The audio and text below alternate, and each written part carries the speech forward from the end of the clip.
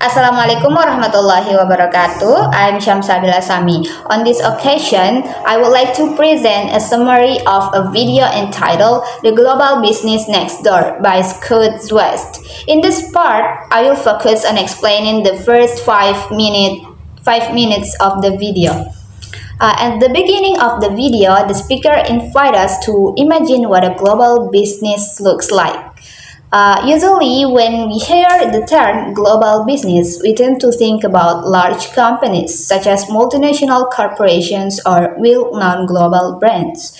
However, according to Szwast, this perception is not entirely accurate. He explains that in reality, most exporting businesses are not large corporations, but small and medium-sized enterprises. In fact, more than 98% of exporters in the United States are small businesses. This is quite surprising because it shows that global business is not always associated with large companies. In addition, many of the small businesses operate from a single location and have only a small number of employees. Some of them are even family businesses, such as those run by a mother and her child. Despite their size, they are still able to sell their products to customers in different countries. Furthermore, the speaker explains that the products exported by the small businesses are very diverse.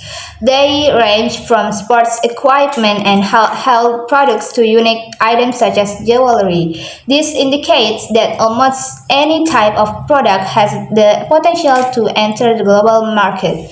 Next, Scott provides a real-life example of a small business. Initially, this business intended to import products from abroad. However, unexpectedly, they received a request from an international customer who want to purchase to their products. At first, they felt uncertain and even rejected the order because they believed they were not ready to enter the global market. They thought their business was too small to sell internationally. However, after receiving encouragement and support from the customer, they finally decided to accept the international order. The result turned out to be very positive. The business began to grow and started generating revenue from international markets.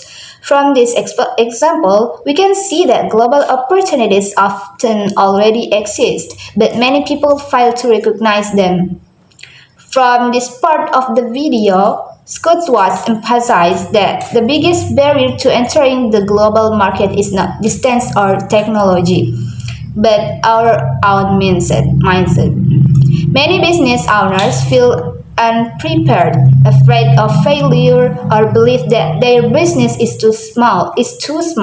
In reality, the opportunity is already there, often right in front of them. As a conclusion, we can understand the global business opportunities actually exist around us, even starting from small businesses. I think that's all from me. Thank you for your attention. Wassalamualaikum warahmatullahi wabarakatuh. Assalamualaikum warahmatullahi wabarakatuh. I'm Nurul Asema Natasha. In the final minutes of the video, the main point is that the biggest enemy for small businesses looking to go global isn't capital or distance, but rather the fear and doubt they create themselves. Many entrepreneurs feel like no one would wanna buy their products abroad, when in fact, the vast majority of the world's consumers are actually out there. Others are afraid of complicated legal issues, even though there are now plenty of free tools and apps that make exporting easy. The video also reveals an interesting fact. Staying strictly in the domestic market is actually riskier than selling internationally. Businesses that dare to export are proven to have better growth opportunities and are less likely to go bankrupt. A great example is the brand The Gap, which started as just one tiny shop but now has locations everywhere. The closing message is powerful. Nowadays, the world is like a next door neighbor waving at you to get your attention.